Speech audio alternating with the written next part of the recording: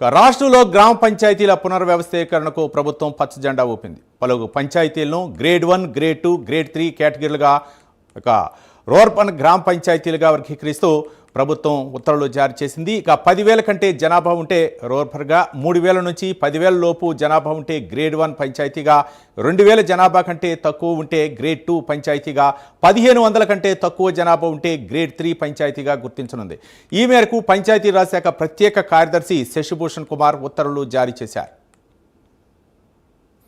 మొత్తానికి రాష్ట్ర ప్రభుత్వం అయితే మాత్రం గ్రేడ్ల వారీగా పంచాయతీలను అయితే మాత్రం విభజించే అవకాశం ఉంది. మొత్తానికి అంటే జనాభా ప్రాతిపదికన గ్రేడ్లు కేటాయిస్తున్నట్లు తెలుస్తుంది. దీనిపై మరింత సమాచారం మా కరెస్పాండెంట్ శ్రీహరి అందిస్తారు. శ్రీహరి, రవి, రాష్ట్రం ఏదైతే గ్రామ పంచాయతీలు ఉన్నాయో వాటిని పునర్వ్యవస్థీకరణ ప్రభుత్వం అయితే పచ్చ జెండా ఊపింది. అయితే దీంట్లో ప్రధానంగా చూసుకున్నట్లయితే పంచాయతీ రాజ్ గ్రామీణ అభివృద్ధి శాఖలో సరికొత్త సవరణలకు, అదే విధంగా దీంతో పాటు ఏదైతే గ్రామీణ ప్రాంతాల్లో సమగ్ర అభివృద్ధి చేసే లక్ష్యంగా అయితే ఈ మార్పులు చేయబోతుంది.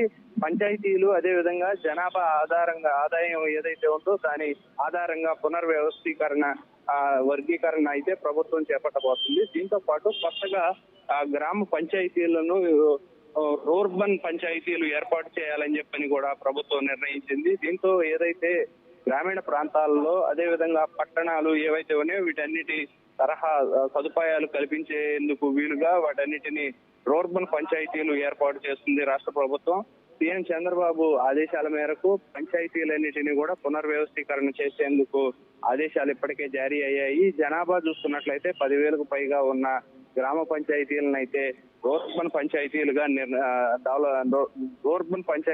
వాటికైతే నిర్ణయించారు. దాంతో పాటు ఏదైతే గ్రామ వార్షిక ఆదాయం ప్రధానంగా చూసుకున్నట్లయితే 1 కోటి కంటే ఎక్కువ ఉండే వాటిని రూర్బన్ గ్రామ పంచాయతీలుగా నిర్ణయించారు. దీంతో పాటు 3,000 అంతకంటే ఎక్కువ, 10,000 కంటే ఎక్కువ ఉన్న జనాభాని కూడా గ్రేడ్ 1 పంచాయతీలుగా గుర్తించి గ్రామ వార్షిక ఆదాయం ఏదైతే ఉందో అది 30 లక్షల కంటే 1 కోటి రూపాయల వరకు ఎక్కువ వచ్చే వాటిని గ్రేడ్ పంచాయతీలుగా గుర్తించారు. అదేవిధంగా గ్రేడ్ 2 పంచాయతీలు 1,500 పైన ఉంటే వాటిని గ్రేడ్ 2 క్విక్ చేశారు.